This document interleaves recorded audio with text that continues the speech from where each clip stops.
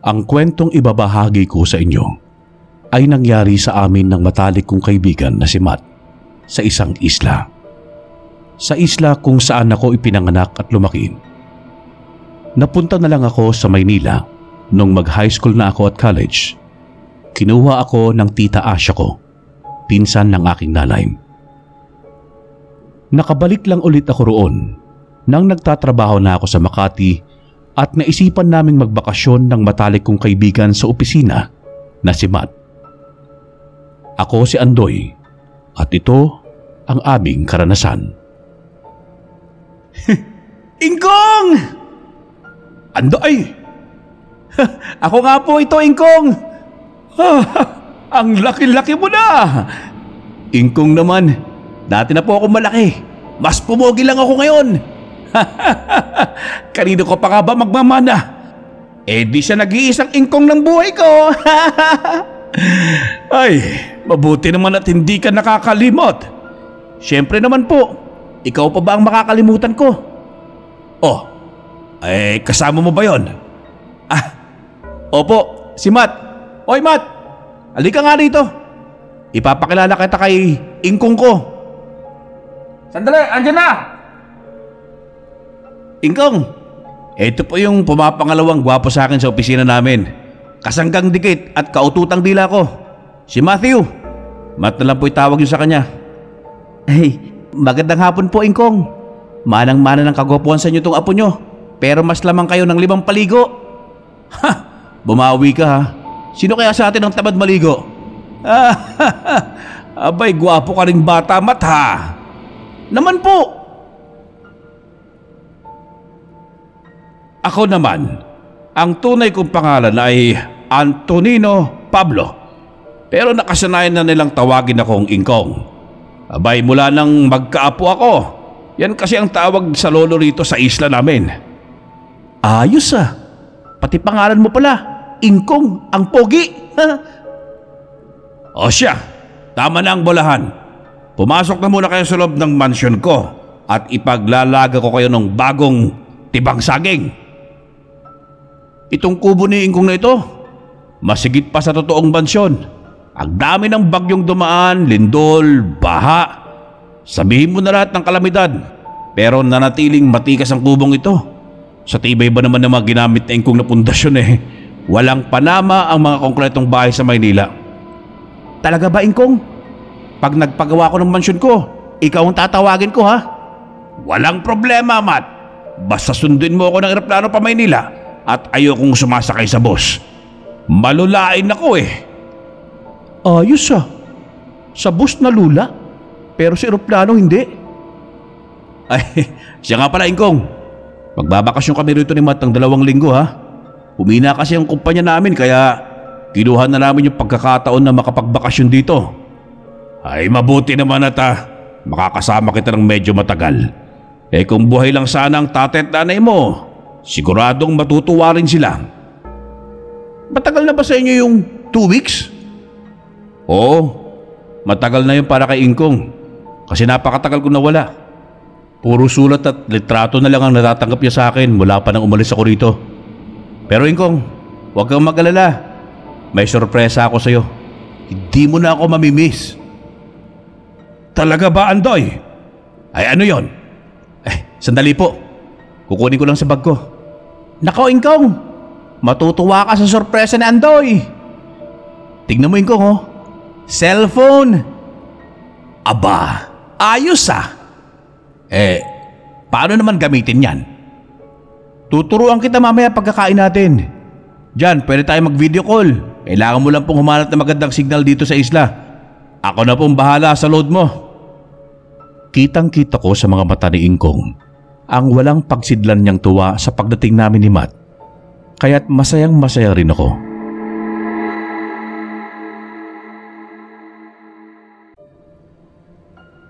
Habang kumakain kami ng mainit na nilagang saging, ay panay ang bilin sa amin ni Ingkong sa mga dapat at di dapat namin gawin habang nasa isla kami. Andoy, natatandaan mo pa ba yung mga patakaran dito sa isla? Patakaran? Ang mga tao kasi rito sa isla, Sumusunod sila sa mga pamahiin at naniniwala rin sa iba't ibang elementong naninirahan dito na dapat natin igalang. Tulad ng... Mga diwata, engkanto at higit sa lahat, ang mga aswang. Totoo ba yun? Di ba katang-isip lang daw yun ng mga manunulat? Sa mga naniniwala, Matt, totoo. Sa mga hindi naniniwala, hindi totoo. Ganun lang kasimple. Basta, sumunod na lang kayo para makaiwas sa kapahamakan. Ingkong, anong mga kailangang sundin? Kahit saang bahagi kayo ng isla pumunta, sa kagubatan man o sa karagatan, dapat kayong magtabi-tabi at humingi ng permiso sa mga hindi nakikitang nilalang. Ang weird naman. Mahilig pa naman ako sa dagat. Yan po talaga ang dahilan kung bakit ako sumama kay Andoy eh. Dahil maganda raw ang dagat nyo rito sa isla. Wala namang problema, Matt. Pwede naman tayo magdagat. May mga dapat lang tayong iwasan. Tama, ang pagpunta sa laot. Bakit naman po? Dahil palagi raw nandoon ang kinakatakutan ng mga isla na si Adorico. Sino naman yun? Pirata? Hindi, isang aswang na mangyayanggaw. Ha? Ano naman yung mangyayanggaw? Isang paraan ng mga aswang para maging kagaya nila ang isang normal na tao. Maaaring sa pamamagitan ng tubig o kahit anong likido. Pagkain, hinahaluan nila ng laway nila at orasyon. At yun, isisilang ang ibon sa katawan ng taong niyanggaw nila. Kapag lumaki ang ibon na yon sa loob ng katawan ng tao, doon na mapapalitan ang dugo niya. Magkakaroon siya ng dugong aswang. Ang totoo, masalimot ang tungkol sa bagay na yon. May iba pa silang paraan pero mahirap na nga lang ipaliwanag. Basta, mas mabuti kung iwasan na lang natin na maging biktima. May naging biktima na ba ng mga yanggaw dito, Ingkong? Meron na. Di ba, Ingkong? Ang totoo dyan, marami na. Ang iba ay naglalaho na lang at walang makapagsabi kung saan na sila dinala ng kapalaran nila. Ang iba naman, nagpapakamatay dahil hindi matanggap ang sinapit. Karamihan lang nabibiktima ay mangingisda na matigas ang ulong nagpapaabot pa ng gabi sa laot sa kabila ng kwento tungkol kay Adorico. Nakakatakot naman pala.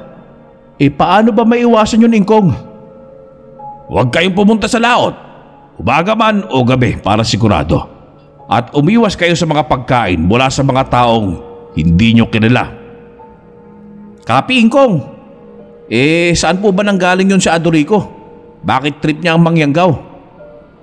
Doon sa kabilang isla na walang nakatira. Kaya tinawag nila yung patay na isla. Maliit lang yon pero bihira ang nagagawi ron kasi nga kinakatakutan. Usap-usapan pa nung araw na nakapag-asawa raw ng normal na babae si Adorico pero iniwan siya nang malabang may lahi siyang aswang. Buhat nun ay ginamit niyang paghihiganti ang pagyayanggaw. Ingkong, kung noong araw pa siya buhay, mga ilang taon na siya ngayon? Malamang matandang-matanda na. Mas matanda pa sa akin. Pero ang sabi nila, ang mga aswang ay matagal ang buhay.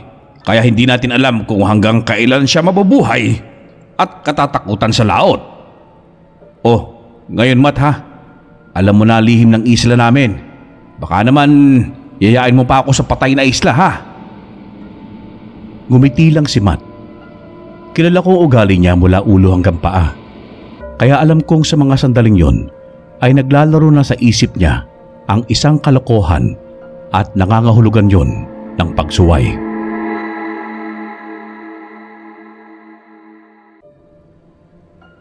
Hindi nga ako nagkamali. Dahil unang gabi pa lang namin doon, ay nagsabi na si Matt na mga balak niya. Magkatabi kaming nakahiga noon sa papag sa ilalim ng malaking puno. Hindi namin yung tulugan, tambayan lang. Hindi pa kasi kami inaantok. O ano? Sarap mahiga rito, no? Kitang-kita mo yung mga bituin. Oo nga, Ang sarap pati ng hangin dito. Ang lamig. Alam mo bang bata pa ako papag na ito? Hanggang ngayon nandito pa eh. Ibang klase ha. Maitim na nga lang pero tibay pa rin. Ay, bukas puntahan natin yung iba pang kamag-anak namin dito. May kalayuan nga lang. Si Ingkong lang kasi ang napahiwalay sa kanila eh. Uy, gusto kong marating yung patay na isla. Ha, baliw ka. Gagi, totoo. Gusto ko nga. Okay, gusto mo. Basta wag mong gagawin ha. Eh kung gawin ko, di bahala ka mapahamak. Basta wag mo ko idadamay. Ipagpalagay na nating totoong tungkol sa Adori ko na yun. Nung araw pa pala siya nabuhay eh. Malamang nasa ilalim na yun ng lupa ngayon at naubos ng mga uod. Matagal nga raw ang buhay ng mga aswang eh. Hindi mo ba narinig ang sinabi ni Ingkong? May kakayahan silang mag-anyong bata. Kaya hindi natin alam kung gaano kahaba pa silang pwedeng mabuhay. May kakayahan nga silang magpalit ng anyo. Pero yung loob ng katawan nila, ang ibig ko sabihin, yung mga organs, sigurado ako hindi nila mapapalitan yun. Kaya tulad ng karaniwang tao, hihina rin sila at mamamatay. O sige, ipagpalagay na nating tama ka. Pero hindi yun rason para sawayin ang bilin ni Ingkong. Ayoko pa rin magpunta sa patay na isla. Duwag. Hindi ah. Mahal ko lang ang buhay ko. Isa lang to, no?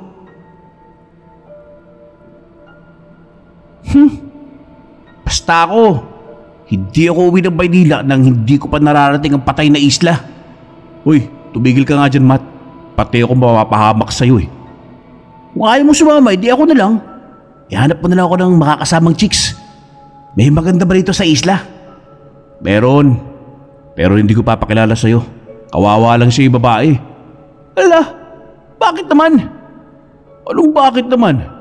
Nakalimutan mo ba agad sina Angel at Patrice na pinagsabay mo jowain? Ayun, nag-aaway. Ang ending, wala ring nagwagi sa kanila sa'yo. Dahil kumuha ka ng bago sa kabilang building. Ay, kung ako ang babae, ipapakulam talaga kita. Ha, grabe ka naman, Andoy. Nagkataon lang yun. Pareho ko sila nagustuhan eh. At pareho lang din akong na-turn off sa mga ugali nila. Ay, Andoy, Matt, pumasok na kayo rito sa loob. Mahabog na't marami na rin nilalang ng dilemang maglalabasan. Opo, Ingkong. Susunod na. Grabe. Ginawa naman tayong bata ng lolo mo. Ano ba akala niya matatakot pa tayo sa aswang? Shh. Manahimik ka na lang at sumunod. Tara na. Mauna ka na. Nag-enjoy pa ako rito eh. Tignan mo. Ang ganda ng mga bituin at yung buwan oh. Bilog na bilog ah. Halika na. Bago pa maglabas ng pamalo si Ingkong. Pamalo talaga. Ha? Ano? Sinturon? Tsinelas o hanger? Buntot pagi. Andoy! Matt! Eto na po, papasok na Ingkong. Andyan na po! Dahil sa balak ni Matt, ako tuloy ang kinakabahan. Sigurado kasi ako na pag may gusto siya ay ang hirap niyang pigilan. Naalala ko nung bata pa ako. Isinama ako nila nanay at tatay sa patay na isla. Nabalitaan kasi nila na maraming halamang gamot ang tumutubo roon. Hindi ko makalimutan kung anong nangyari sa amin doon. 12 anyos ako sa pagkakatanda ko. Ang hindi magandang pangyayari sa patay na isla ang naging dahilan ng kamatayan ng mga magulang ko. At yun din ang dahilan para ipasama ako ni Ingkong sa tita Asya ko sa Maynila. Para makalimutan ko raw ang trauma na inabot ko sa masamang karanasan na yon.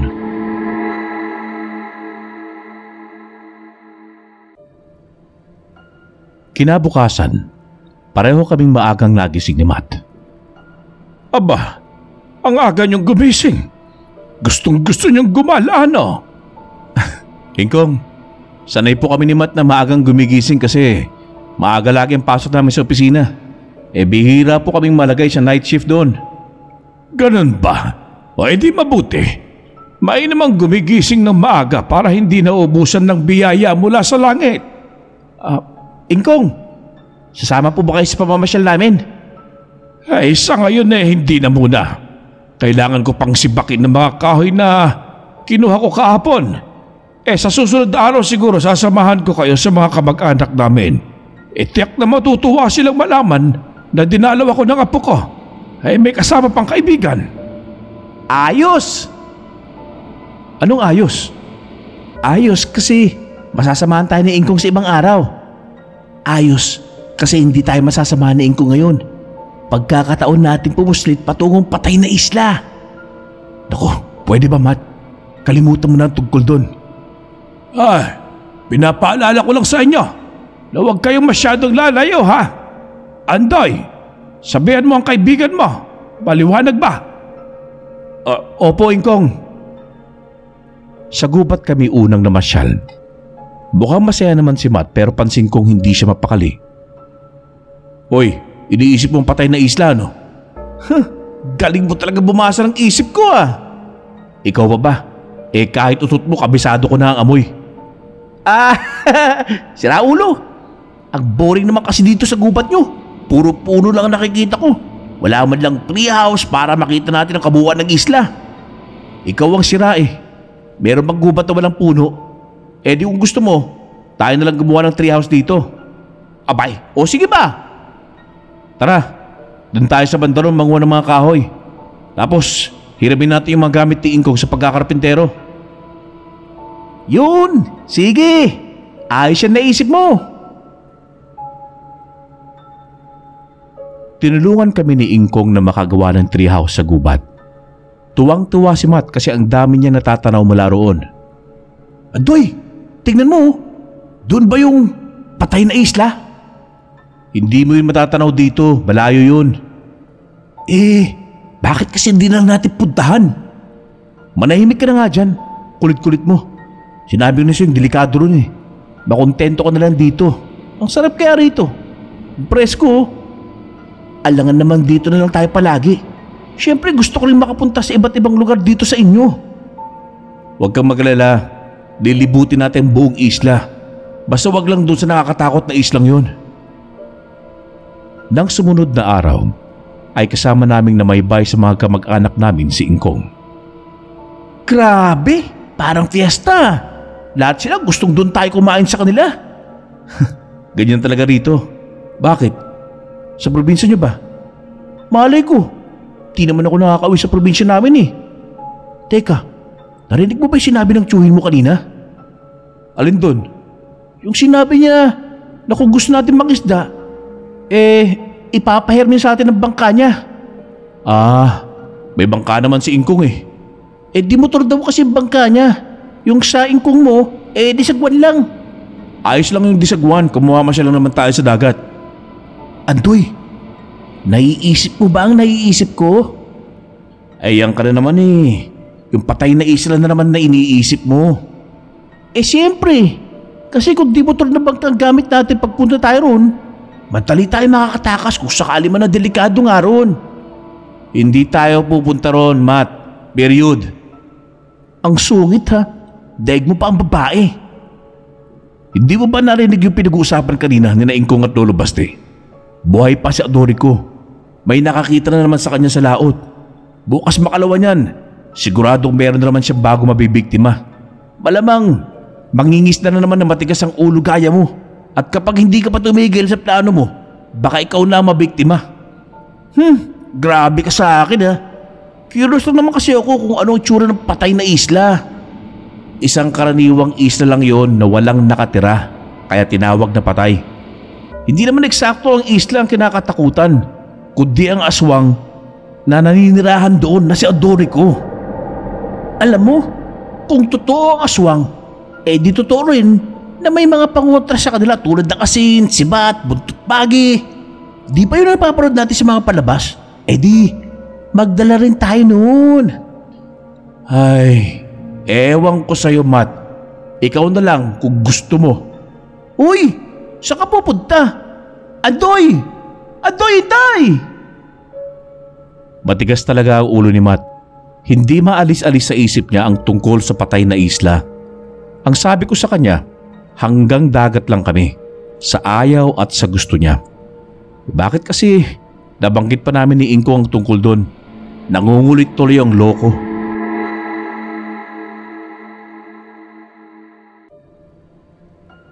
Isang beses ay pinagbigyan ko si Matt na mangisda kami. Sabi ko mangingisda lang at walang ibang islang pupuntahan. Umuo naman siya. Ang bangkang dimotor ng tiyuhin ko ang ginamit namin. Sabi kasi ni Ingkong ay may diferensya na rin ang bangka niyang disagwan. Mahigpit na bilin ni Ingkong na huwag kaming pupunta sa laot. Sa malapit lang daw dapat kami. Grabe! Ang sarap talaga sumakay ng bangka. Huling sakay ko nung nag-island hopping kami sa Palawan nila Papa. Ikaw? Ako? Naku, hindi ko na matandaan. Buti alam mo pang patakbuhin ito. Oo naman. Tingin mo, saan ba na tayo maraming isda makukuha? Dun, sa banda ron. Sigurado ka bang marunong kang manghuli Turuan mo ako, Andoy Matagal akong nakasama nila tatay sa pangingisda dati. Kahit bata pa ako noon, tandang-tanda ko pa. O sige, tara dun tayo. Teka, isla ba yung natatanaw ko? Bumalik na tayo. Medyo napapalayo na tayo eh. Di ikaw ang nagsabing sa banda ron Huwag tayo ron. Hindi dun ang sinabi ko. Dun sa kabila.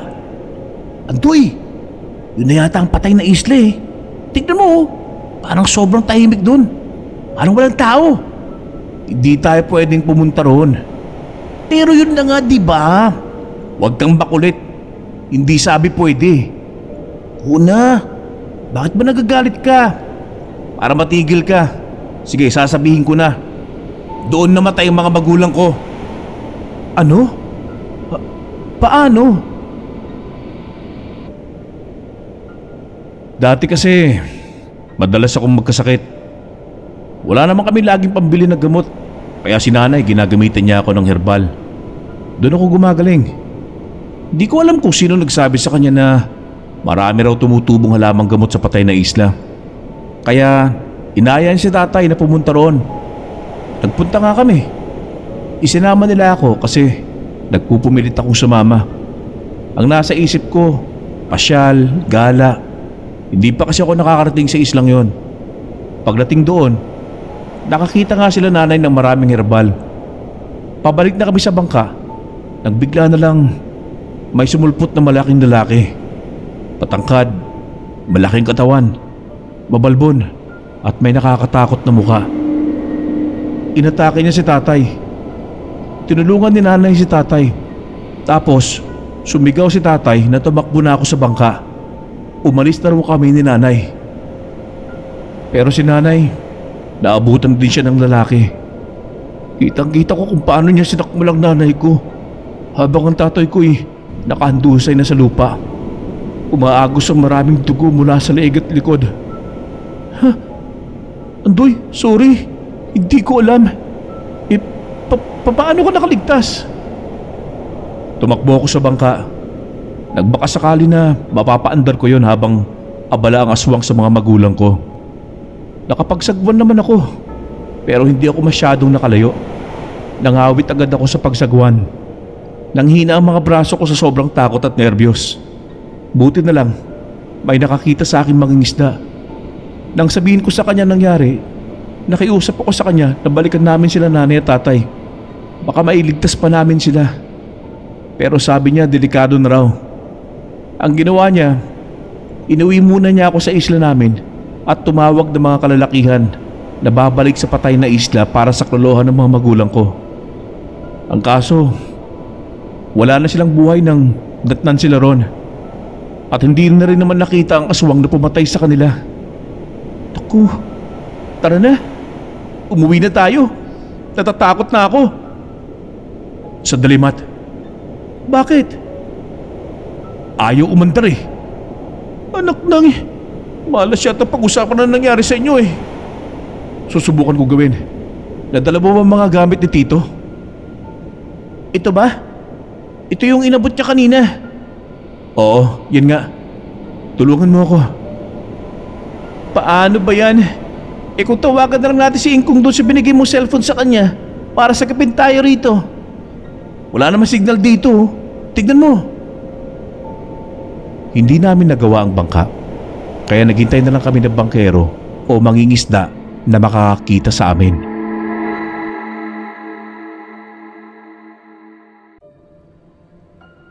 Medyo kinakabahan na ako kasi papalubog na ang araw ay wala pa rin nakakakita sa amin. Tapos minalas din kaming makahuli ng isda. Ilang beses ko pang sinubukang gawin ng bangka pero wala pa rin nangyari. Siguradong nag-aalala na si Ingkong. Andoy, paano na ngayon? Huwag kang magalala. May baon naman tayong asin tsaka buntot pagi ni Ingkong. Hindi tayo malalapitin na Adore ko kung sakali man na siya ang makatagpo sa atin dito. Hindi naman ako natatakot sa kanya eh. Naiinip lang ako rito. Ako rin naiinip na eh. Inaantok pa ako. Ang lamig kasi ng hangin. Sige, matulog ka muna Andoy.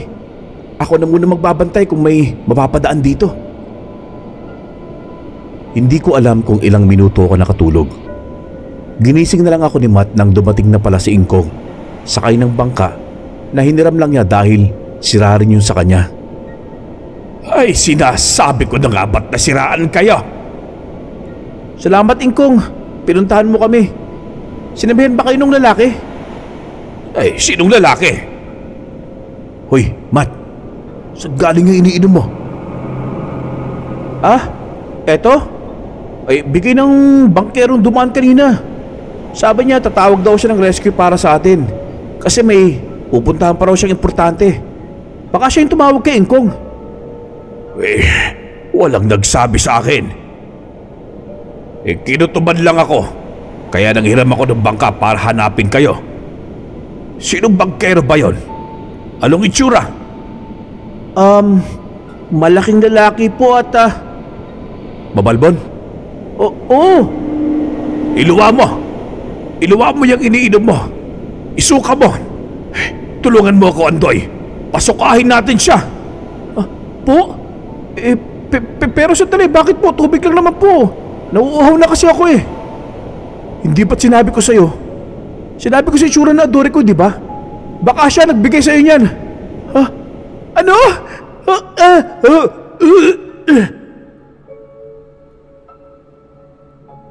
Pag-uwi ng bahay, ay halata kay Matt ang pagkabalisa.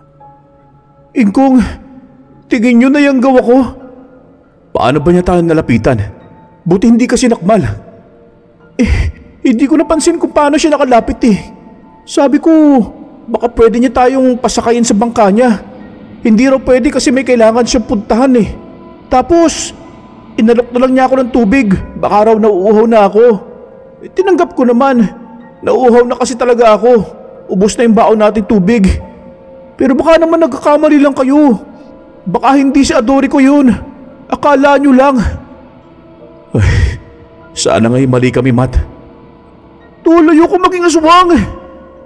Huwag kang mag-alala. Pupuntahan natin bukas ang albularyo sa isla para maagapan ka niya kung sakali. Bakit bukas pa, Ingkong? Baka pwede naman na ngayon puntahan na natin. Ay sige, pero kumain muna kayo. Siguradong nagutom kayo sa laot. Sinabi naman na kasing sa malapit lang kayo eh. Ako lang ang kumain. Hindi magawang kumain ni Matt dahil sa pag-aalala. Gamit ang flashlight ng mga cellphone namin at sulo ni Ingkong, ay binaybay namin ang napakadilim na daan patungo sa bahay ng albularyong si Apo Imo. Sa gubat ang pinaka-shortcut na pwede naming daanan. Habang naglalakad kami, ay walang kibo si Matt. Pinagpapawisan siya ng malapot. Siguro dahil sa nervyos, kaya pinalakas ko ang loob niya. Pinaalala ko sa kanya yung tapang niya. Hoy! Ano ka ba? Ikaw ba talaga yan, pare? Parang naduduwag ka yata ah. Sino bang hindi maduduwag? Ayaw mo ba nun? Pag naging aswang ka, magiging napakalakas mo na. Siguradong maraming magkakandara pa sa yung babae, pare. Pag naging aswang ako, ikaw ang unang bibiktimahin ko. Ay, sandali. Bakit po, Ingkong? Ang mga asin, dala nyo ba? Dala ko yung akin, Ingkong. Dala ko rin po yung sa akin. Hoy! Aswang! Huwag kang magtago. Alam ko nariyan ka lang sa paligid namin. Mas mabuting huwag mo na lang kaming sundan kaysa mapahamak ka. May panlaban kami sa'yo! Aswang? May aswang na sumusunod sa atin? Kaya maging alerto kayo. Ingkong, hayon siya! Mabuti naman at tumalilis na. Naamoy siguro ang mga dala nating pangontra. Oh, ba't mukha siyang babae? Dahil babae talaga siya. Babaeng aswang. Maraming gaya niya ang naninirahan dito sa isla. Kaya kailangan nating maging maingat.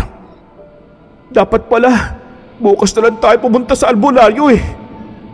Bakit? Ayaw mo maagapan? Siyempre gusto, no? Gusto pala eh. Bilisan mo ng paglalakad. Huwag ka nang lingon ng lingon at nasa likuran naman natin si Ingkong. Nagpatuloy na kami sa paglalakad. Palinga-linga at punong-puno ng kaba.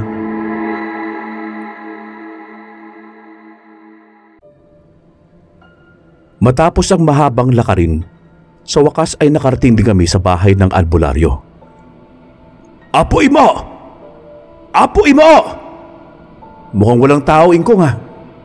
Apo Imo! Apo Imo! Apo Imo!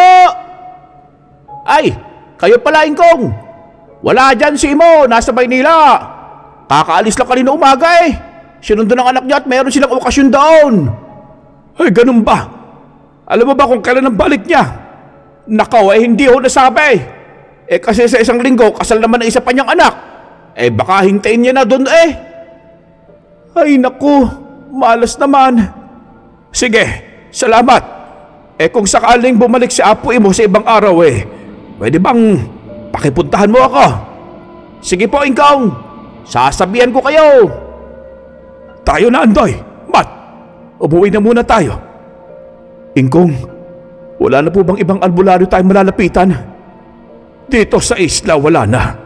Pero sa kabilang isla susubukan ko kung nandun pa si Caberto. Kinabukasan, sumama rin kami kay Ingkong sa pagpunta sa kabilang isla. Kaso pagdating namin doon, ang sabi ay lumipat na ng bahay si Caberto. Walang makapagturo sa amin kung saan lumipat, kaya bigo pa rin kaming umuwi ng bahay. Nung gabi, tumambay kami sa harap ng kubo. Mat, anong nararamdaman mo ngayon? May kakaiba ba? Wala naman, pre. Huwag kang maglala.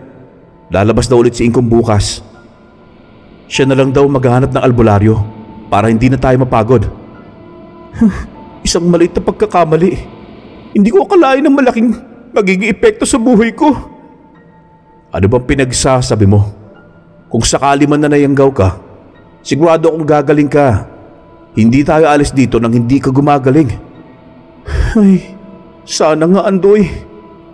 Saka, hindi pa naman tayo sigurado. Tignan mo. Wala ka pa namang kamong nararamdaman na kakaiba, di ba?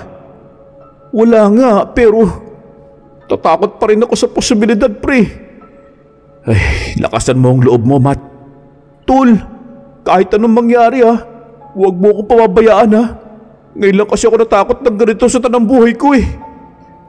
Kahit anong mangyari, Tol, nandito lang ako sa tabi mo. Kapit tayo kay Lord. Grabe! Ang akala ko magiging memorable tong bakasyon natin sa isla. Memorable pala sa ibang paraan. Gumala tayo bukas. Marami pa tayong hindi napupuntahan eh. Pero hindi na tayo babalik sa dagat ha.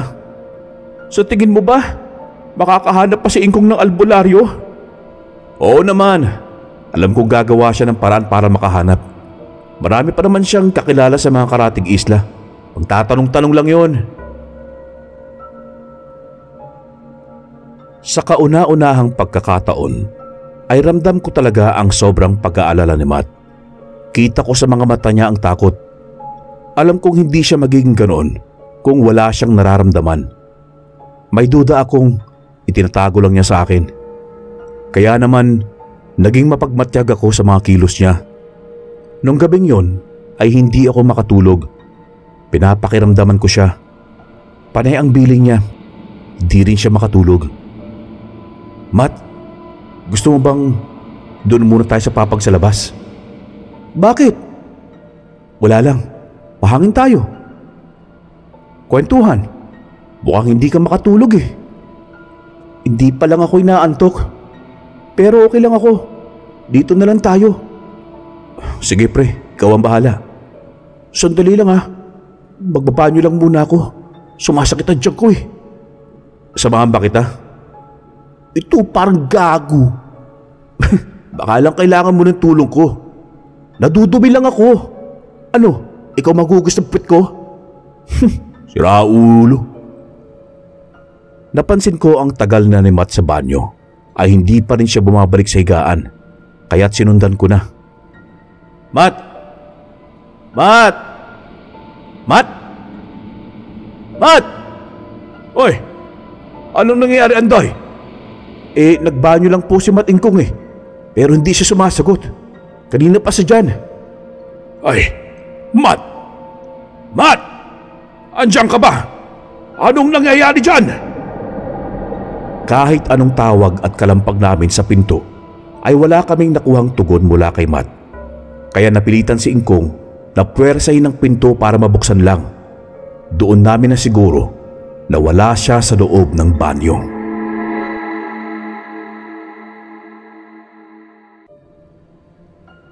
Kinabahan ako nang makita naming wala si Matt sa banyo. Nagmadali akong lumabas para hanapin siya. Kasunod ko si Ingkong. Natataranta talaga ako noon. Matt! Matt! Ano bang sabi sa'yo? Magbabanyo lang siya. Opo, Ingkong. Masakit daw po ang tiyan niya eh. Di naman siguro siya maghanap ng damuhan para doon magbawas, hindi ba? Imposible po yun, Ingkong. Hindi ganon si Matt. Mas maarte pa sa akin yung gagong yun eh. Sige, ang mabuti pa, maghiwalay tayo ng paghahanap. Doon ka sa banda roon. At dito naman ako sa kabila. Sige po, Ingkong. Pero huwag kang lalayo ha. Delikado. Opo, Ingkong. Sige, mag-iingat ka. Ikaw din po. Makalipas ang ilang minuto ng paghahanap, ay pareho kaming bigong bumalik sa bahay nang hindi kasama si Matt. Ano? Wala po, Ingkong eh. Hindi ko makita si Matt. Ay, saan kaya siya tumakbo? Tumakbo? Andoy, kung nayanggaw nga si Matt, unti-unti ang magiging epekto nun sa kanya. Isang senyales ang pagsakit ng sikmura niya at ulo. Pagsama ng katawan, ang tumakbo palayo, yun ang unang maiisip niyang gawin. Nag-aalala na ako, Ingkong. Baka kung saan siya mapunta at kung anong mangyari sa kanya. Hindi tayo titigil. Hahanapin natin ang kaibigan mo. Kapag nakita natin siya, kung kinakailangan ay itatali natin hanggang sa makahanap ako ng albularyo. Sa tingin ko'y kailangan na nating humingi ng tulong sa mga kamag-anak natin at sa mga taga-isla. Gawin po natin ang lahat ng ating makakaya, Ingkong. Hindi ko pwedeng pabayaan ang kaibigan ko. Bumalik ka muna sa loob. Magpahinga ka na. Matulog ka muna at ako nang bahalang maghintay sa kanya.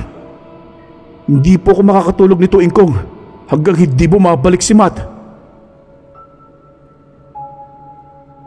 Hindi na nga ako nakatulog. Nagtimpla ng kape si Ingkong para sa aming dalawa at nanatili kami sa harap ng kubo, naghihintay. Hanggang sa unti-unti nang mapawi ang dilim at mapalitan ng liwanag. Nung umaga ay paalis na sana si Ingkong para puntahan ang mga kamag-anak namin at humingi ng tulong. Nang bigla akong matanaw si Matt na paparating. Matt? Matt! Andoy! Saan ka ba nagpunta, tol? Pinag-aalala mo kami ah. Alam mo bang hindi pa kami natutulog kakahintay sa'yo? Ang sabi mo magbabanyo ka lang. Hinanap ka namin magdamag. Pasensya na, tol. Saan ka ba galing? Diyan lang. So tabi-tabi. Nagpalipas. Kung diyan lang, bakit hindi ka namin nakita? Halos malibot na namin ang buong isla sa paghahanap sa iyo ah. Hindi mo ba lang ba naisip na mag-aalala kami? Sorry, di ko nga naisip yun eh. Adoy, pagpahingahin mo muna ang kaibigan mo. Namumutla siya at halata namang hindi rin siya nakatulog magdamag. Sige na, pumasok ka muna sa loob. Usap na lang tayo mamaya. Sige. Matt, ano yun? Kung nagugutom ka, may pagkain sa mesa. Salamat, tol. Pero hindi pa ako nagugutom eh. Andoy, magpahinga ka na rin. At mamayang gabi kailangan na natin siyang bantayan. Sige po, Ingkong. Ikaw po ba? Kailangan na nating makahanap ng albularyo sa lalong madaling panahon. Mamaya na lang ako magpapahinga. Salamat po, Ingkong. Pasensya na sa ganitong klaseng abala. Sa halip na maging masaya tayo ngayon ganito pa ang nangyari. Walang may gusto ng nangyari. Kung hindi natin gusto, mas lalo ang kaibigan mo dahil siyang biktima rito. Wala kang dapat ihingi sa akin ng pasensya. Pagtulungan na lang nating resolbahin ang problema. Ang bigat-bigat ng pakiramdam ko doon. Sinisisi ko ang sarili ko. Pakiramdam ko, ako ang nagdala kay Matt sa kapahamakan doon sa isla. Dapat nagmatigas ako na hindi kami dapat pumunta sa laot tulad ng bilin ni Ingkong. Dapat hindi ko siya sinunod kaysa umabot kami ng ganitong problema. Nung araw na yon, buong maghapon natulog si Matt. Hindi siya kumain. Nakatulog din naman ako pero saglit lang. Pagkagising ko, siya agad ang hinanap ko.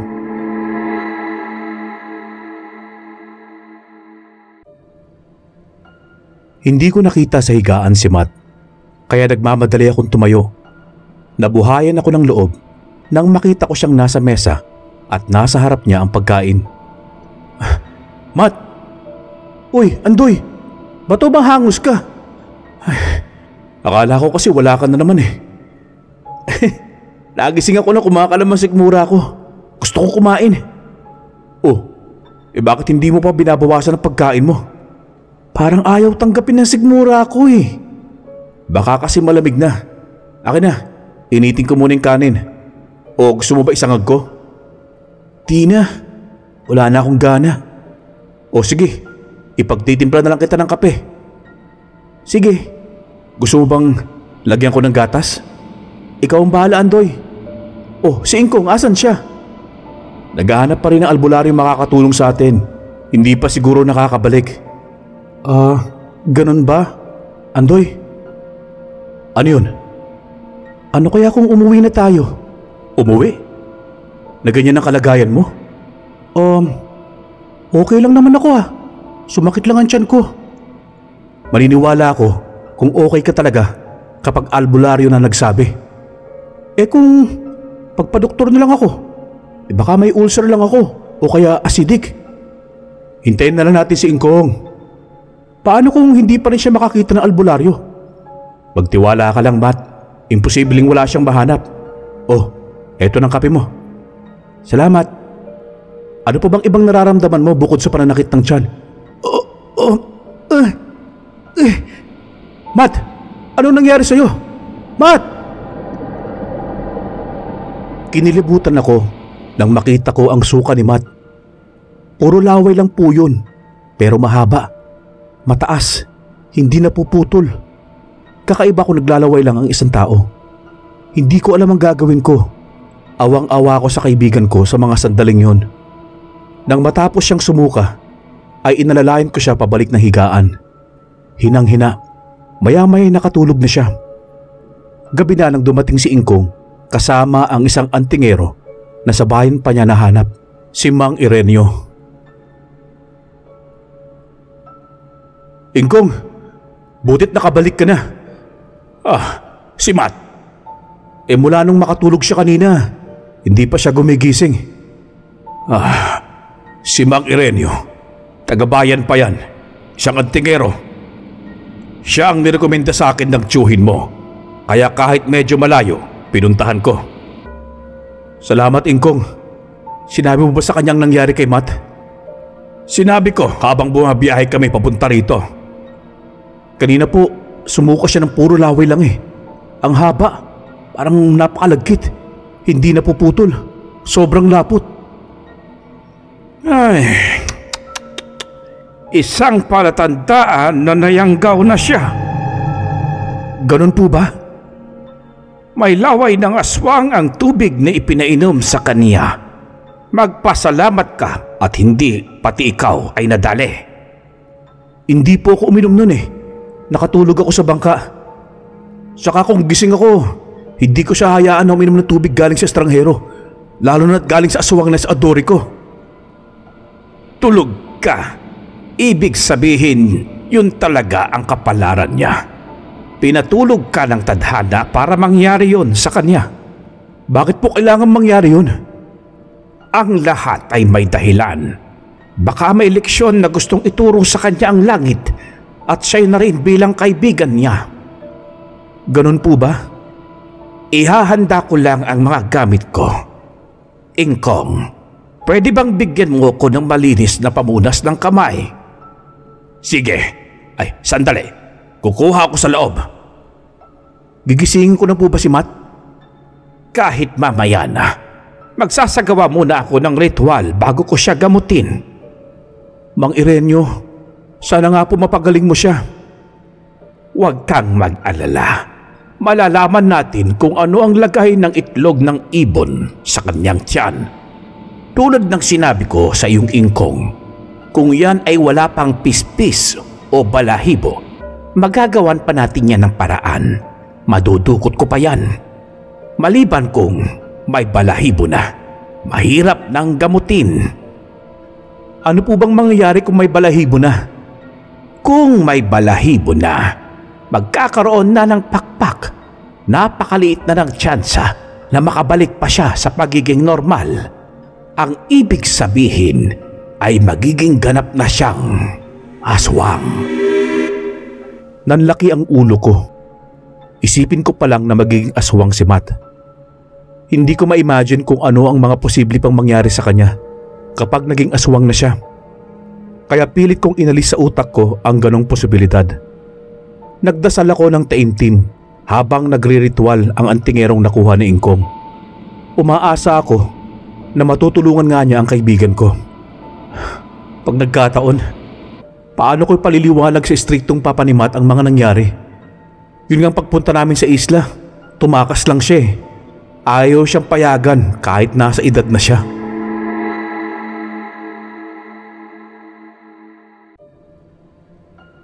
Nang magising na si Matt, ay nagsimula na ang antingero na tignan ang kalagayan niya. Namumutla pa rin si Matt at halos hindi siya makausap ng antingero. Konti-konti lang ang sagot niya. Siguro dahil sa nararamdaman niya. Nang matapos ang antingero, ay pinabalik niya sa higaan si Matt. Tapos kinausap niya kami ni Ingkong sa labas ng kubo. Ano hong lagay na kaibigan ko, Mang Irenyo? Tatapatin ko na kayo. May konting pispis na akong nakapa sa itlog ng ibon sa loob ng kanyang tiyan. Ang ibig sabihin, nagkakabalahibo na.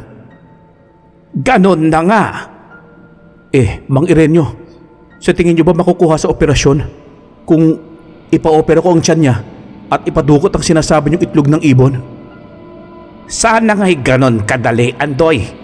Pero ang itlog ng ibon sa loob ng katawan ng isang nayanggaw ay hindi gaya ng bukol na makikita ng doktor at matatanggal niya ayon sa prosesong nalalaman nila.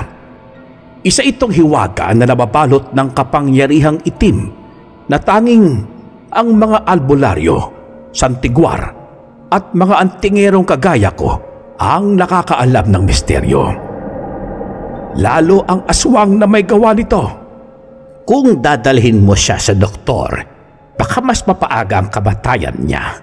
Ang unang misyon ko rito ay mapahaba ang buhay ng kaibigan mo at habang nadudugtukan ang buhay niya ay saka ko siya pagagalingin hanggang sa mabawi niya ang normal na paghinga. Andoy, kailangan nating magtiwala ng buo sa manggagamot kung gusto talaga nating gumaling si Matt. Hindi naman po ako nagdududa eh.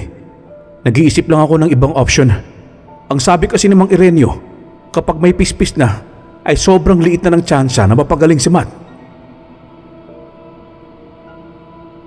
Kahit gaano pa kaliit ang tsansa, kailangan natin yung panghawakan. Ano na pong gagawin natin ngayon? Aalis na muna ako.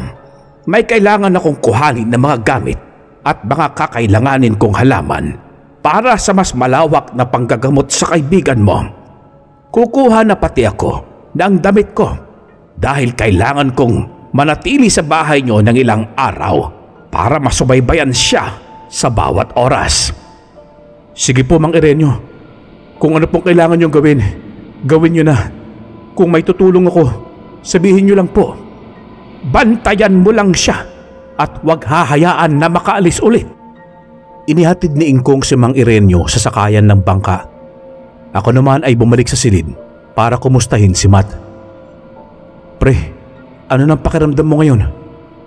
Ito, parang nalabog ang katawan ko sa ginawang paghilot ng antingerong yun. Alam ba talaga nun ang ginagawa niya? Sabi ni Ingkong, mahusay daw si Mang Ireneo. Hindi na bago sa kanya ang mga kaso ng pangyayanggaw. Bakit hindi sa kanya nagpagamot ang mga nayanggaw kamo dati dito sa isla? Baka nabuhay pa sila. Siguro, hindi nila kilala si Mang Ireneo o hindi nakilala agad. Tagabayan pa kasi siya at hindi siya naglalagay sa isang lugar lang. Madalas daw ay kung saan siya nagpupunta para manggamot at madalas din siyang umakyat ng bundok para magsagawa ng ritual. Kaya maswerte tayo at natsyempohan siya ni Ingkong. Sa tingin mo, Andoy, mapapagaling talaga niya ako? Oo naman, malakas ang tiwala kung makakaya kanyang pagalingin. Andoy, kapag tumawag ang papa ko, sabihin mo na ayos lang ako ha. Tumawag na ba siya sa'yo? Di tatawag sa akin yun. Kapag gano'n na tinatakasan ko siya, lagi niyang kinukontak yung mga kasama ko. Kaya sigurado ako, siya yung tatawag yun. Ikaw nang bahalang umisip ng alibay kung bakit hindi pa tayo makauwi. Sige, ako nang bahala. Huwag mo na idagdag sa alalahanin mo yun. Salamat, Tol. Tulad ng bilin ni Mang Ireneo, ay naging bukas ang mga mata ko sa pagbabantay kay Matt. Kung pwede nga lang na hindi ako matulog ay gagawin ko. Si Ingkong naman, para makasiguro na hindi kami matatakasan ni Matt, ay itinali niya nung gabi. Hindi naman siya kinontra ng kaibigan ko. Tapos nagsabit siya ng lata sa pintuan at bintana para kung sakali raw na magawang makalas ni Matt ang tali, ay magigising kami sa tunog ng lata kapag lumabas siya. Saan man siya dumaan, sa pintuan man o sa bintana.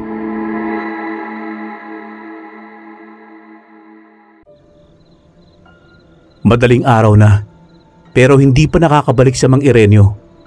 Nang bigla akong napabalikwas ng bangon, nang marinig kong tumunog ang mga lata. Wala si Matt sa higaan, nakalag ang tali niya. Kaya dali-dali akong lumabas ng silid. Nakita ko si Ingkong na palabas na ng bahay. Ingkong! Ay, mabutit nagising ka. Nakawala si Matt. Nakita ko siyang palabas ng pinto.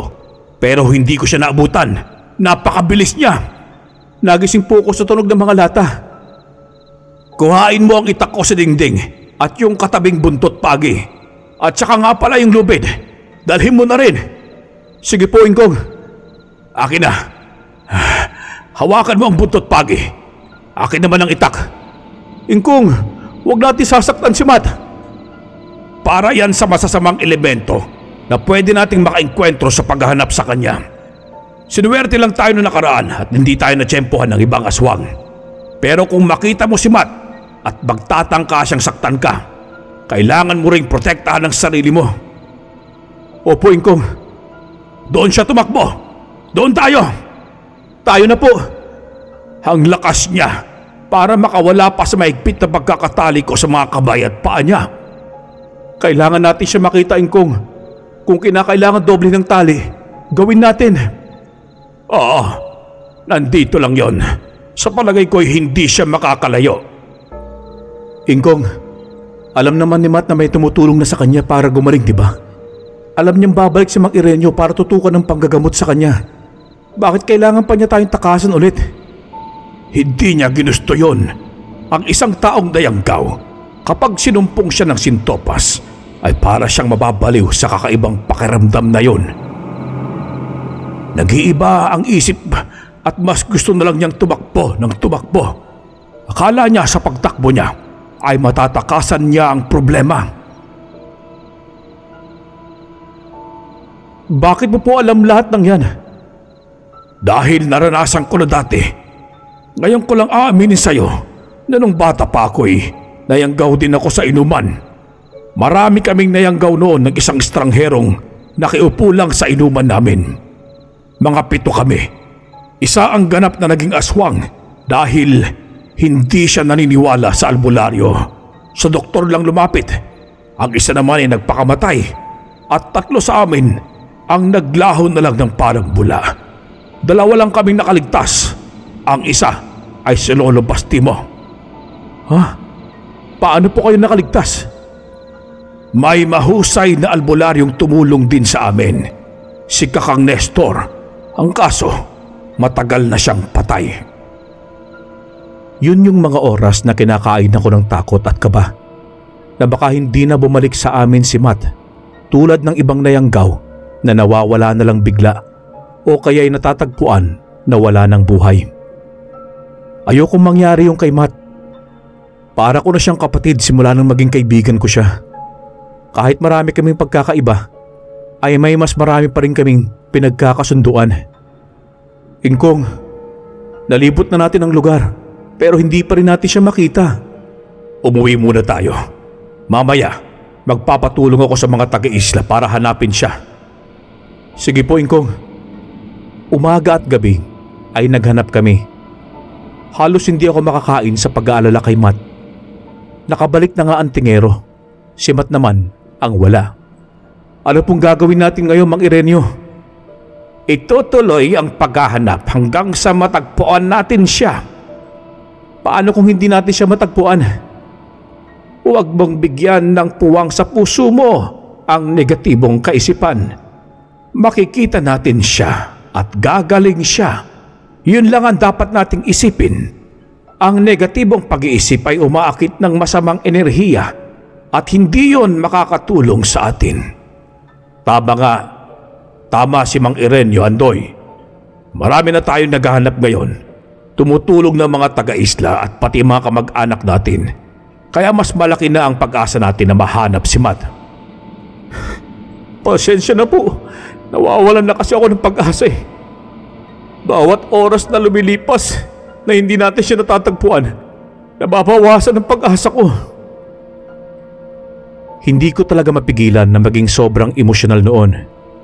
Iniisip ko kung nasaan na ba si Matt, kung ano nangyayari sa kanya sa mga sandaling yon na hindi namin alam kung nasaan siya.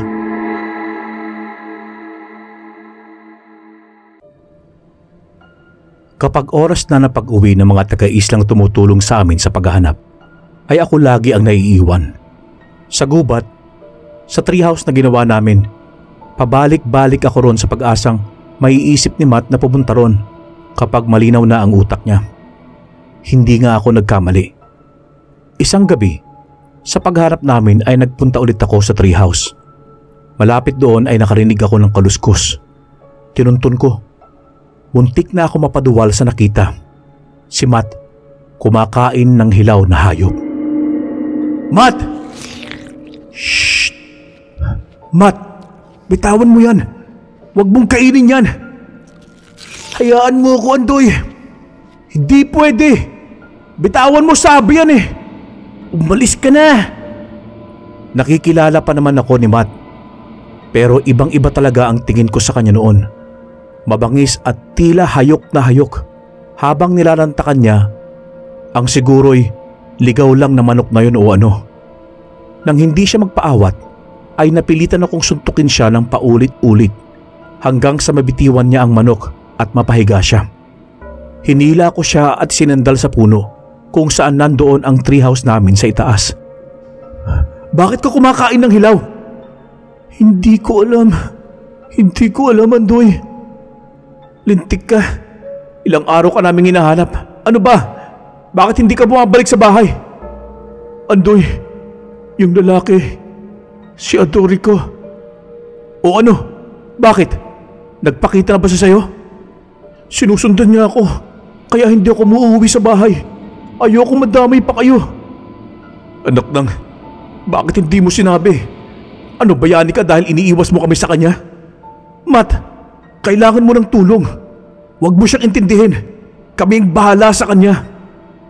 Tol, Hindi ko alam kung anong gusto mangyari ng aswang na yon. Bakit niya ako sinusundan? Itatanong natin sa antingero. Hinihintay ka na niya. Matt, kapag hindi ka nakipagtulungan sa amin, dalawa lang ang pwedeng mangyari sa iyo. Ang maging isang ganap na aswang o ang mamatay ka rito sa isla nang walang kalaban-laban. Alin ang gusto mo ron? Gusto ko na nga mamatay eh. Hirap na ako. Hindi mo alam ang pakiramdam. Hindi naman kailangan malaman ko ang pakiramdam para maintindihan kita. Tol, hindi ito ang oras ng pagsuko. Laban tayo. Nung unang gabi pa lang, naramdaman ko na ang init sa loob ng katawan ko. Ang sakit ng ulo ko na parang binibiyak. Tapos parang may umiikot sa tiyan ko. Bigla na lang akong nawawala sa sarili. Naririnig ko sa tenga ko. Parang may bumubulong sa akin. Nagugutom ako pero hindi ako makakain. Iba ang gusto kong kainin. Tol! Di ko na kaya. Si Ingkong, Matt. Alam mo bang nayanggaw din siya? At nakaligtas siya, Matt.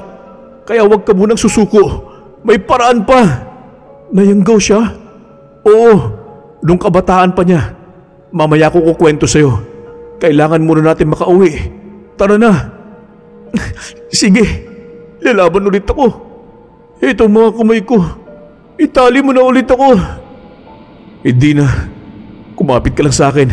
Aalalayan kita. Andoy! Andoy! Ano? Si Adori ko! Lintik na. Hoy, ikaw! Bumalik ka na kung saan ka nagmula. Kinuha mo na sa akin ang mga magulang ko noon. Hindi ako magtatagumpay sa kaibigan ko ngayon. Sige! Subukan mo lumapit. At hindi ako magdadalawang isip ni hataw sa itong buntot bagi. Ano? Lapit! Lumapit ka! Hindi ko alam kung saan ako humugot ng tapang noon. Siguro sa kagustuhan kong mailigtas si Matt, kaya ganong kalakas ang loob ko sa pagharap sa aswang. Hindi ko man kinakitaan ng takot sa mukha ng aswang na yun, ay nagawa ko naman siyang paatrasin. Nang umatras siya, pilit kong pinatayo si Matt. Matyaga ko siyang inakay pabalik sa kubo. Nasa labas si Ingkong at Mang Ireneo. Nang mamataan nila kami, ay sinalubong na nila kami at tinulungan ako sa pag-akay kay Matt. Pagpasok sa kubo, ay ipinasara ng antingero ang pinto at bintana. Magbudbud kayo ng asin sa pintuan at bintana. Ngayong nakuha na natin si Matt, sigurado ako na susundan siya ng nagyanggaw sa kanya. Ang sabi nga ni Matt, Mang Ireneo, ay sinusundan siya ng aswang na yon. Pero bakit kailangan pa siyang sundan? Hindi pa ba sapat na nayanggaw siya? Para makasiguro na magiging ganap siyang aswang. Kapag nakasiguro na ang nagyanggaw, ay sakalang siya titigilan. Pakiramdam ko noon ay umahon talaga ang galit ko sa aswang na yon na siyang kumitil sa buhay ng mga magulang ko.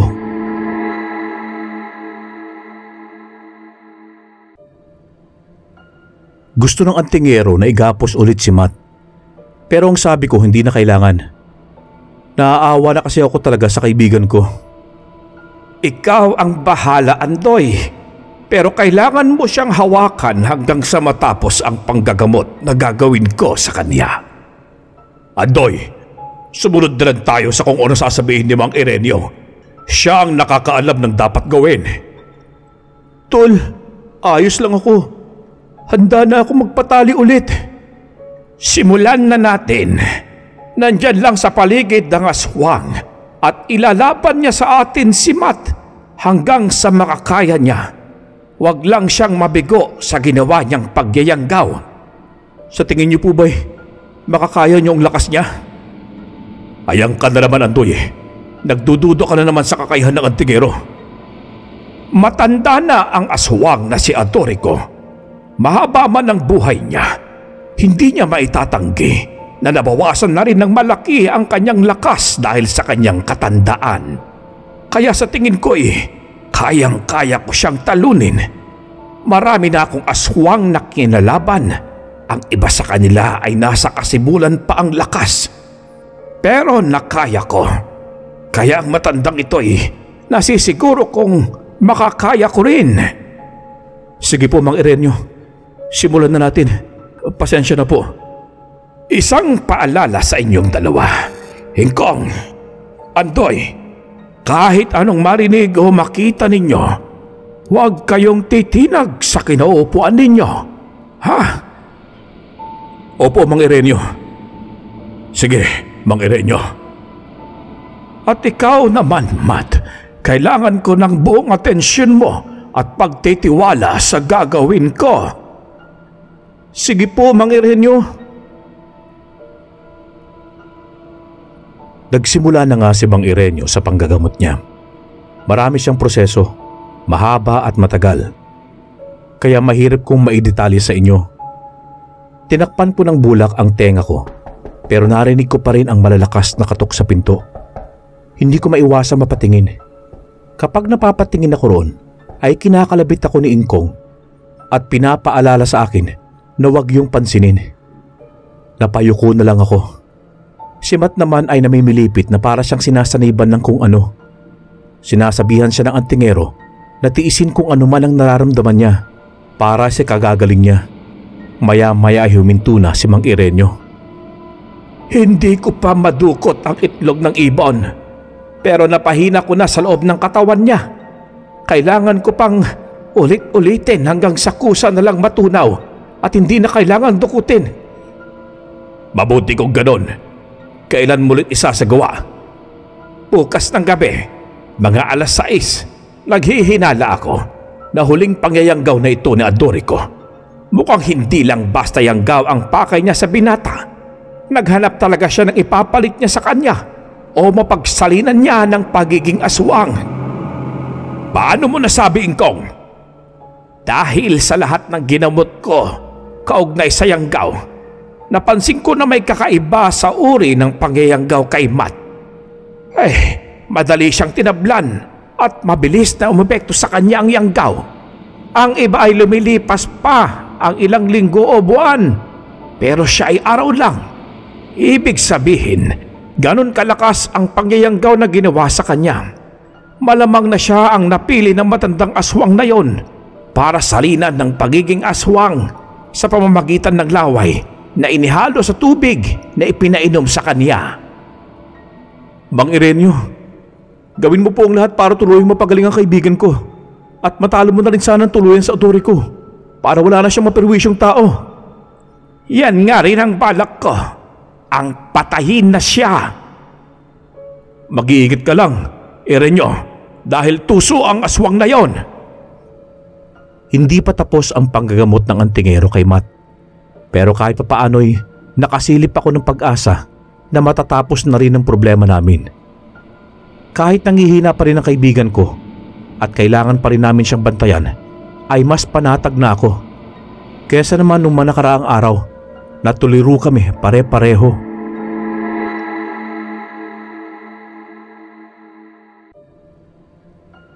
Kinabukasan, nakatanggap ako ng tawag mula sa papa ni Matt. Ayoko sanang sagutin, pero tumingin sa akin si Matt at sumenyas na tanggapin ko ang tawag. Mahirap magpanggap na okay lang ang lahat, pero kailangan kong gawin. Tito, hello po. Si Matthew. Ay, naku, kakaalis lang po kasama ni Ingkong. Nauna na po sila sa dagat. Binalikan ko kasi mga gamit namin naiwan para sa pangingisda namin eh. Pangingisda? Nangingisda ba kayo? Tito naman, isla po ito eh.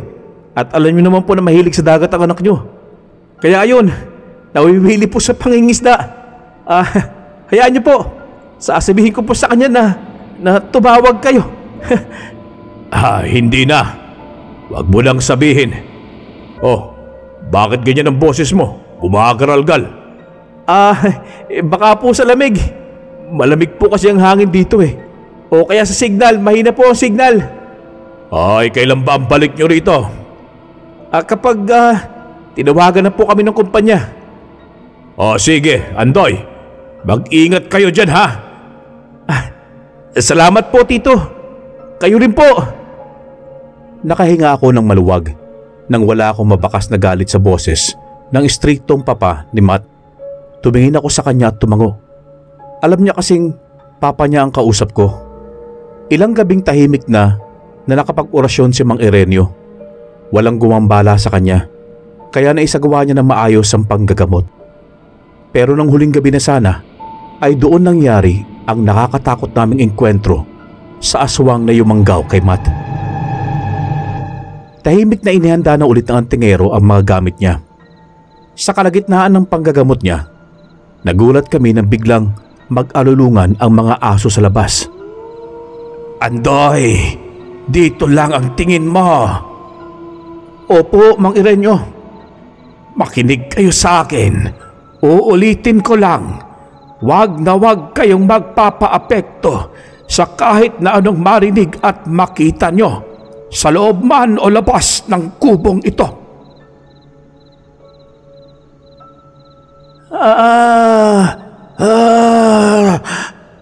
Ano pong nangyayari kay Matt, Mang Ireneo? Huwag mo siyang pansinin. Hawakan mo ang kandila. Sindihan mo. Kada may mamamatay na sindi sa mga kandilang itinirik ko, ay sindihan mo ulit. Naintindihan mo? Hindi maaaring mamatay isa man sa sindi ng mga kandila. Opo, Mang Ireneo. Ingkong, maging alerto ka sa pintuan. Anumang oras, pwede niya tayong pasukin dito. Mukhang nasa labas na nga siya. Panay alulugan ng mga aso. Tama ka. Nandito na naman siya. Matt, kumapit ka sa akin.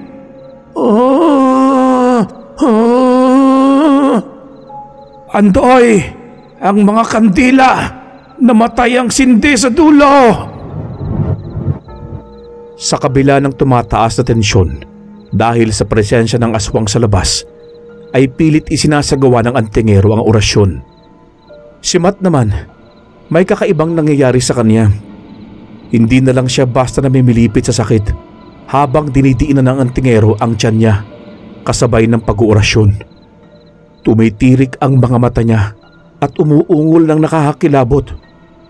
Nagsimula rin siyang maglaway tulad ng una ko siyang makita na sumuko ng walang putol na laway. Tapos ay hinampas-hampas ng antingero ang likod niya. Parang pinapalabas sadya ang suka niya. Ingkong, hindi ko makalma si Matt. Baka kailangan mo siyang hawakan. Mabibitawan na siya ng antingero. Oo, sige. Aalalahin ko. Ingkong, hayaan mo ako rito. Magbantay ka sa pinto. Pero nagwawala si Matt. Kaya mo ba? Ang utos ko, ang sundin mo! Nagulat na lang kami nang biglang masira ang pinto. Pabalibag na humagis at natamaan si Ingkong, kaya napatayo ako. Ingkong! Andoy! Ang mga kandila! Hindi ko alam kung sino uunahin ko. Si Matt na nagwawala at kailangan maipagpatuloy ang orasyon, o si Ingkong na natamaan ng nasirang pinto at nawalan ng malay. Nakakadagdag pa ng tensyon ang mga asong patuloy na nag-aalulungan sa labas.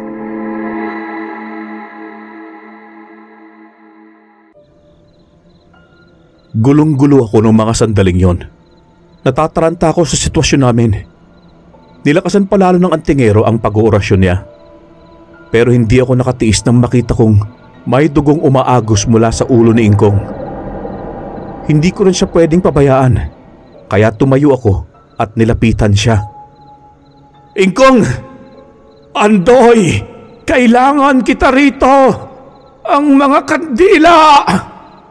Si Ingkong po! Kailangan din niya ng tulong! Nahimatay lang siya! Gusto mo bang mailigtas ang kaibigan mo? Bumalik ako sa pagsisindi ng mga kandilang namamatay habang puno ako ng pag-aalala kay Ingkong. Si Matt naman, halos magwala siya. Pilit siyang pinapakalma ng antingero nang bigla akong matigilan dahil ang aswang na si Adorico ay bumungad sa pintuan.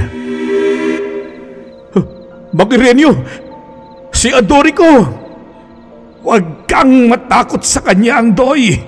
Siya ang pumatay sa mga magulang mo. Hanapin mo ang puot sa dibdib mo para malabanan mo siya. Dahil sa sinabi ng antingero, ay bumalik nga sa alaala ko kung paano pinatay ng aswang ang nanay at tatay ko. Kaya naman maagap kong hinawakan ang itak at buntot pagin Ingkong. Andoy, malapit nang matapos ang orasyon. Ilaban na natin ito. Tila wala akong naririnig. Hinarap ko ang papalapit na aswang habang si Mang Irenyo ay ipinagpapatuloy ang orasyon. Hindi ko na alintana kung meron pa bang sindi ang mga kandila dahil blanko na ang utak ko. Sige, lumapit ka pa, Adorico. Sino sa akala mo natatakot pa sa'yo ngayon? Walang duwag sa bahay na ito.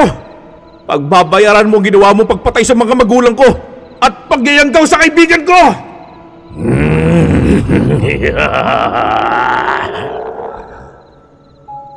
Nagsalubong kami ng matandang aswang. Ang itak at buntot paging hawak ko laban sa kakaibang lakas na taglay niya bilang aswang. Patigasan ng katawan, patibayan ng dibdib. Bumagsak akong duguan, tadtad ng kalmot. Pero alam kong napuruhan ko rin siya nang matamaan ko ng buntot pagi ang kaliwang mata niya. Nabitawan ko ang itak, tumalsik sa kung saan.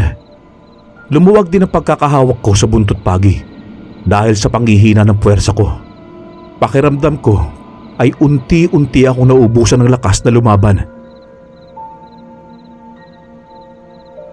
Ako naman ang harapin mo, matandang aswang!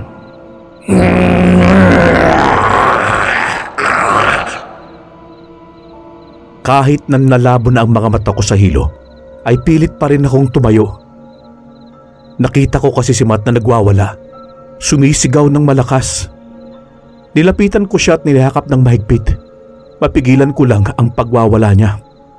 Habang umaalingaw-ngaw sa tenga ko ang nakakarinding balibagan ng aswang at ng antingero. Hindi ko na alam kung paano natapos ang senarong yun.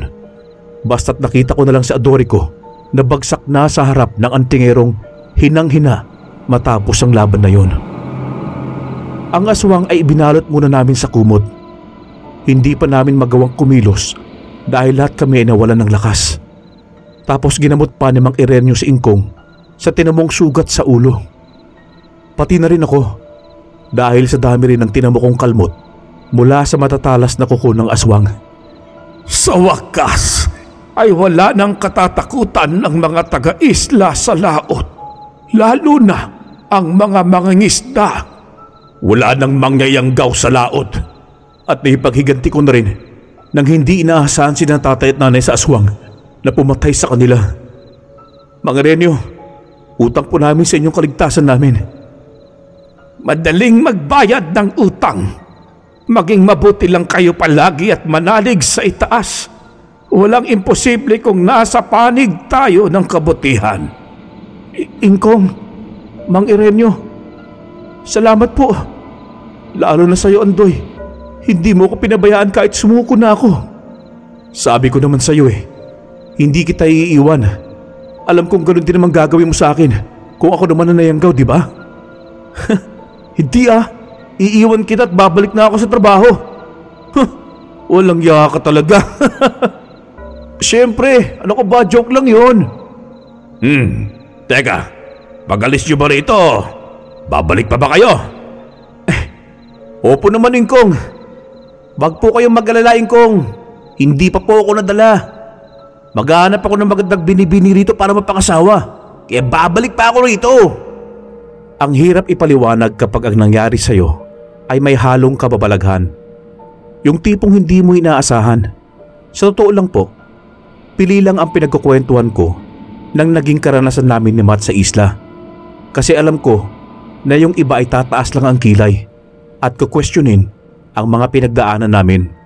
Pero ngayon, bahala na ang makakarinig na humusga. Hindi lang naman siguro si Matt ang nakaranas ng pangyayanggaw. Kaya yung mga nakaranas, siguradong maiintindihan nila ang pinagdaanan ng kaibigan ko. Salamat po. At hanggang dito na lang.